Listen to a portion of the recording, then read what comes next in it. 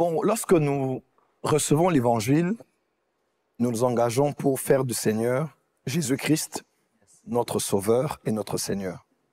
Notre Sauveur, celui qui nous a sauvés par son sang à la croix, et notre Seigneur, celui qui règne sur nous.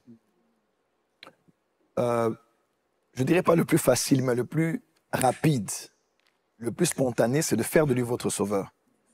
Il est déjà potentiellement, mais quand vous donnez votre cœur au Seigneur, selon Romains 10, versets 9 et 10, si tu confesses de ta bouche le Seigneur Jésus, tu crois dans ton cœur que le Père l'a ressuscité d'entre les morts, tu seras sauvé. Verset 10, casse ton cran du cœur qu'on parvient à la justice. En confessant de la bouche qu'on parvient au salut. Quand vous faites cette prière avec la foi, vous recevez la vie de Dieu, vous devenez enfant de Dieu, vous êtes né de nouveau. Amen.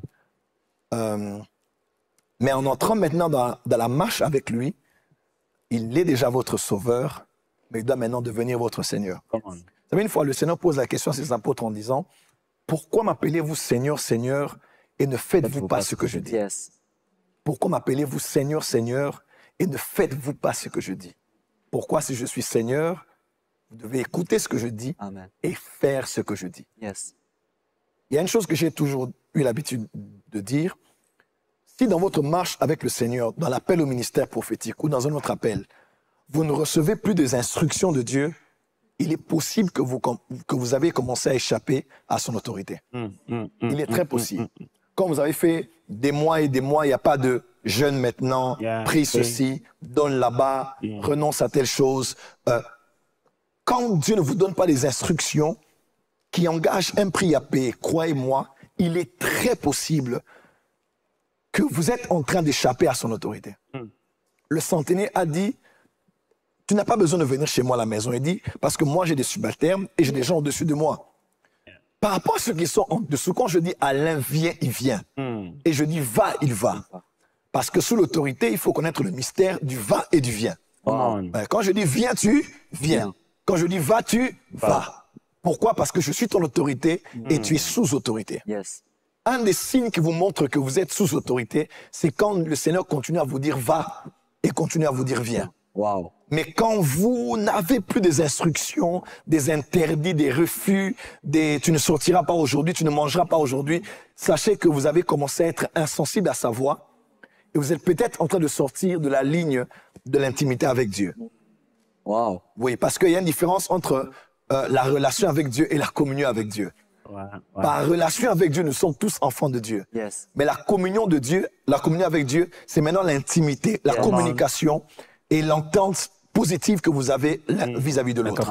À la maison, un enfant, c'est mon enfant à la maison. Mais il est possible que je ne sois plus en communion avec lui. C'est-à-dire, on ne parle plus, il ne m'obéit pas, j'entre, il sort, et puis j'entre, on dort, on se réveille, mais on ne se parle pas. Il me désobéit, je le considère plus comme mon fils, lui, moi, plus comme son père. Mais pourtant, c'est mon fils. S'il sort, on veut le taper, je vais peut-être intervenir. Vous voyez un peu? Donc, ça veut dire que il est possible qu'on soit encore enfant de Dieu, qu'on soit encore prophète de Dieu, mais qu'on ait perdu la communion, qu'on ait perdu cette même mise qu'il a sur nous en nous disant, vous êtes mes serviteurs. Amos dit ceci, le Seigneur ne fait rien sans avoir révélé son secret à ses serviteurs. Les prophètes ne sont pas des stars, les prophètes ne sont pas des célébrités, les prophètes sont des serviteurs. Et serviteur doulos, tu le sais avec moi, tu es un étudiant de la Bible, dans le Nouveau Testament, c'est vraiment celui qui vient chaque matin, qui baise les pieds de son maître et qui dit, je suis à ta disposition toute la journée.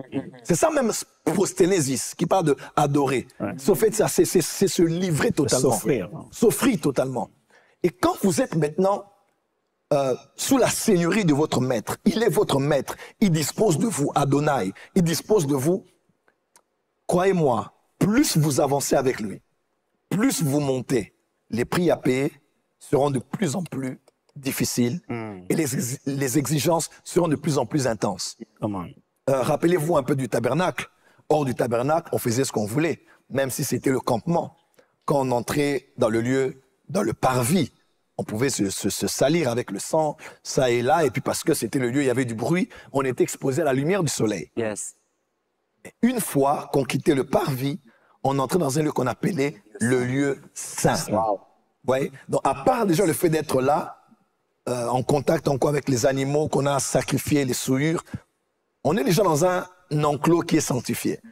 mais le lieu saint a une sanctification plus élevée que le parvis.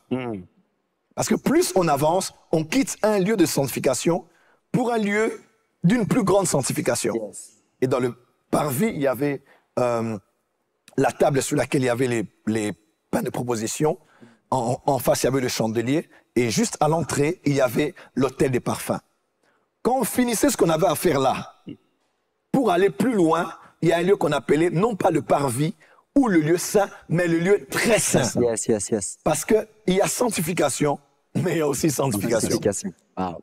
Parce que la sanctification va d'un niveau à un autre, d'une dimension à une autre. Donc chaque fois que Dieu vous appelle à payer un prix, plus vous montez, plus vous serez dans un lieu qui est saint, et après certainement vous irez dans un lieu qui est très saint. Où vous allez prier, mais où vous allez prier très fort. Vous allez jeûner, mais jeûner plus fort que ça. Donc les choses vont de plus en plus, un peu comme on est dans une piscine, il y a juste là, il y a la petite profondeur. Et quand plus on avance, plus on s'approfondit et plus il y a le risque d'y laisser sa vie. Donc l'onction de Dieu est une substance si dangereuse que vous ne devez pas perdre la notion du sacré. Aujourd'hui, permettez-moi d'en parler. Nous sommes dans ce qu'on appelle la francophonie. Et le cœur de la francophonie, bien que Kinshasa, c'est la capitale mondiale de la francophonie, démographiquement parlant, mais c'est la France. Quand on parle de la France, on parle de la francophonie. Mais est-ce que vous savez que dans la théorie des tribus perdues de la maison d'Israël, il semble que les 12 étaient éparpillés sur toute la surface de la terre. On dit que ceux d'Issachar sont les Mexicains, voilà, qu'on parle des Incas, des Mayas, ceux qui sont des astronomes. On parle de Juda, qui est certainement aujourd'hui encore en Israël. Mais dans les théories, on dit que Ruben est certainement en France. Ruben est certainement en France, localisé en France. Les Rubénites sont certainement ici au niveau de la France, selon les théories. Et si c'était vrai, nous sommes exactement dans un pays où il n'y a pas de respect. Il n'y a pas de, il n'y a pas de notion du sacré. Il n'y a pas de, il y a tellement de familiarité. C'est clair. C'est ici qu'on voit, il n'y a pas un pays où on blague avec le chef de l'État, on joue avec les autorités politiques. C'est clair. On parle des guignols, on parle des journaux, on va faire des caricatures sur le chef de l'État. Parce que c'est un pays qui a tué ses propres rois. Ouais, c'est vrai. C'est un pays qui a tué ses propres rois. Il n'y a pas de respect de la tête. Il n'y a pas de respect de l'autorité. Le pasteur, c'est « Hey, Julien, viens ici. » Est-ce mauvais d'appeler quelqu'un par ce prénom? Oui et non. C'est son prénom, mais il est important de s'imposer certaines restrictions afin de garder l'arche à 8000 coudées de vous. Afin de garder l'onction très loin de vous. Nous sommes près de toi, tu es notre pasteur, mais nous te gardons éloigné. Parce que plus vous êtes proche de l'homme, dans l'homme de Dieu, plus vous perdez le Dieu dans l'homme de Dieu.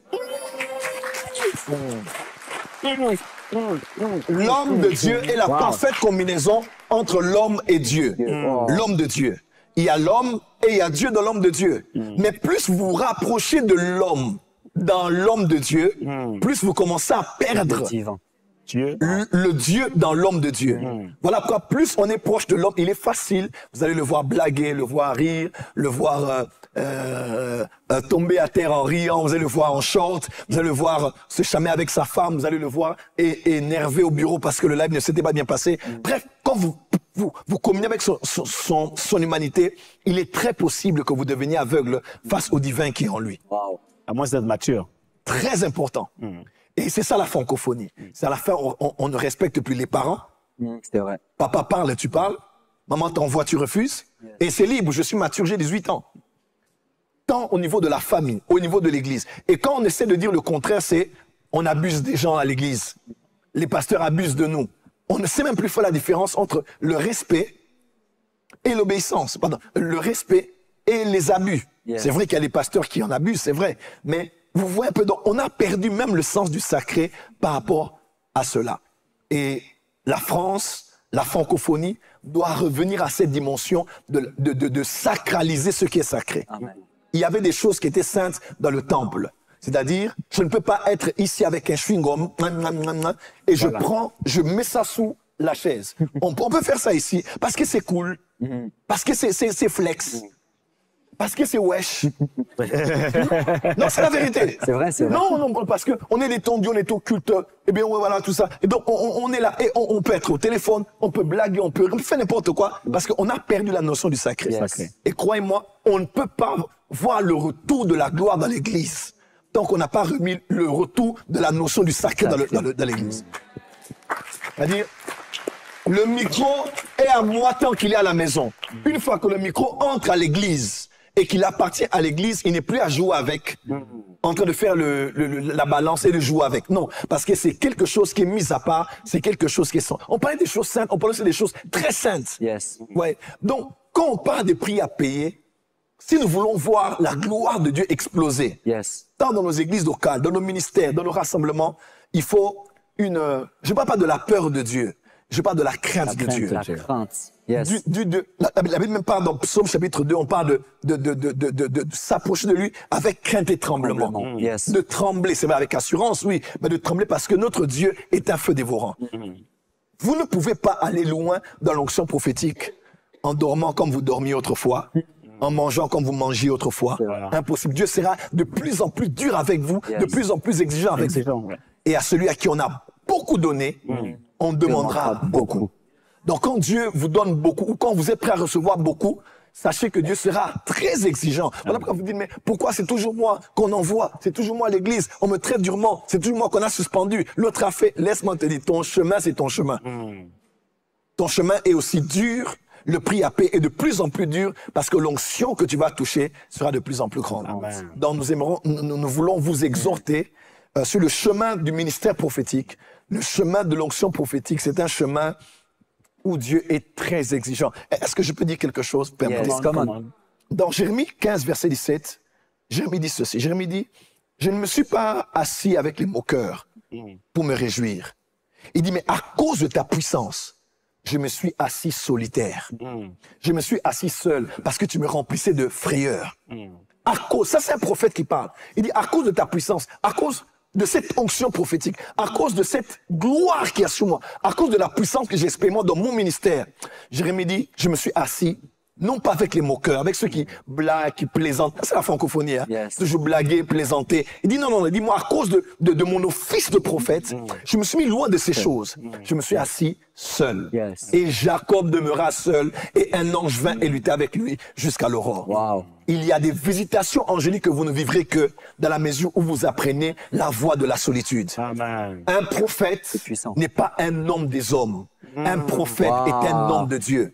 Yes. Les prêtres vivaient avec le peuple dans la vallée, mais le prophète vivait avec Dieu sur la montagne. Nous devons être avec le peuple en tant que des serviteurs de Dieu et leurs serviteurs et le serviteur des enfants de Dieu. Mais nous devons être dans la solitude. Nous devons être mis à part. Tu ne peux pas être prophète si tu aimes toujours la compagnie des gens. Un vrai prophète n'aime pas les gens. Entre guillemets. Un vrai prophète est antisociable. Il peut être là, parler, mais facilement, il s'ennuie des gens. Ouais. Facilement, il a envie de quitter, de se lever, de partir. C'est pas que vous l'ennuyez, mais que l'onction qu'il y a sur lui en tant que prophète peut le laisser près de vous pendant une heure. Mais la prochaine heure, là, il voudra commencer à prier. Il sera déconnecté de vous. Parce que c'est un homme qui vit entre les cieux et la terre. Yes. Ézéchiel 8, verset 1, et l'homme vint et me prit par le cheveu et m'emmena entre les cieux et la terre. Un prophète vit entre les cieux et la terre. Voilà pourquoi il peut être là, mais il est évasif. Il peut être là, mais il est en train d'écrire. Tu ne sais pas pourquoi. Parce qu'il y a une partie de lui qui est sur la terre, une autre qui est dans les cieux. Si vous êtes appelé prophète, vous allez connaître la vie de la solitude, de l'incompréhension, où vous-même, vous ne vous comprenez pas. Moi, je dis souvent aux gens, mais un prophète, on ne te comprend pas. Je dis, mais comment tu peux comprendre quelqu'un? Lui-même, déjà, il se comprend pas. Non, de vrai. Ma femme, elle est là. Des fois, on peut être là, tout ça, elle est là. Elle est toute gentille avec moi. J'ai une femme super gentille. Et je dis pas que je suis super méchant, mais des fois, je ne suis pas là. Parce que mon cœur peut être en Iran. Mon cœur peut être en Palestine. Mon cœur peut être en Israël. Mon cœur peut être en train de penser à quelqu'un et intercéder pour lui. Parce qu'un prophète, comme on dit, il a pris des hommes, quand il est allé dans les hauteurs, il a emmené des captifs. Les 5 dons de Christ, les 5 ministères sont des captifs. Yes. Nous sommes liés. Nous sommes captivés. Nous sommes prisonniers. Nous sommes des esclaves de Jésus. Nous ne vivons plus pour nous-mêmes, nous vivons pour lui. Et plus il te fait monter, il y a de l'air ici, mais plus tu montes en hauteur, plus il y a perte d'oxygène. Il risque. Et quand tu vas hors de la couche d'ozone, Ouais. tu peux mourir. Tu vas mourir, tu vas crever. Parce qu'il n'y a pas d'oxygène. Plus tu montes, plus c'est invivable. Yes, c'est vrai. Plus tu montes, plus c'est difficile. Voilà pourquoi c'est très important pour tous ceux qui s'engagent dans les choses du prophétique. Il n'y a pas que le côté je vois, j'entends. Derrière ce que vous voyez là, il y a des blessures inimaginables. Écoute un peu avec moi ceci. Pourquoi Jésus, après être ressuscité, après avoir eu un autre corps, un corps glorifié, Yes. a gardé les stigmates sur son corps? Pourquoi n'a-t-il pas eu un corps glorifié? On a Plus de blessures ici, plus de blessures là-bas, tout est effacé. C'est Pourquoi vrai. pas? Et il vient même, il dit, regardez, touchez, regardez, mettez. Pourquoi? Pourquoi si un homme peut, pourquoi un corps qui peut disparaître d'un lieu à un autre, entrer sans passer par la porte, peut garder les stigmates? Wow. C'est vrai. Tu t'es marié, mais montre-nous les stigmates. Comment? C'est vrai, tu as été élevé, tu es en train de prêcher. Nous ne refusons pas que tu es maintenant ressuscité, mais montre-nous les preuves que tu es réellement passé par là. Yes. Voilà pourquoi il faut respecter ceux qui sont passés par des grands prix à paix. Et n'oubliez pas, quand vous êtes à l'extérieur en train de voir 3 personnes sortir de la fournaise ardente sans que leurs vêtements ne soient brûlés, respectez-les. Parce que vous, quand vous approchez juste un peu à la porte, là, la chaleur des gens est en train de vous faire pleurer. Et quand tu vois quelqu'un qui est entré et qui est sorti, respecte, même si tu l'aimes pas, respecte cette personne. Il y a des gens qu'il faut respecter. Même si tu ne l'apprécies pas, tu ne l'aimes pas. Mais toi, tu as un petit combat à la jeunesse de l'église, tu as déjà mal à l'estomac. Mais il y a des gens qui ont eu des combats internationaux, Yes. mondiaux. Toi, tu n'as que communal, local, départemental. Lui, il a Rural. international. Rural. Non, c'est pour cela qu'aux États-Unis, au mois de novembre, je crois, il y a un jour qu'ils appellent Veterans Day. Même Yes. ici, quand on parle de débarquement de Normandie, on se rappelle de ces hommes qui ont payé des grands prix. Commémoration. On se rappelle ce que nous sommes aujourd'hui, c'est le fruit du sacrifice de ces hommes. Yes. Ils ont payé des grands prix, ils ont laissé leurs femmes, leurs enfants, ils sont morts, ils sont percus des pieds. Et les anciens combattants, on les respecte. Comment? Voilà pourquoi, en tant qu'Église, nous devons respecter les pères qui ont travaillé avant nous et qui ont payé de grands prix pour nous donner la liberté que nous avons aujourd'hui. Voilà un peu ce que je peux dire à ce sujet. Amen. Wow.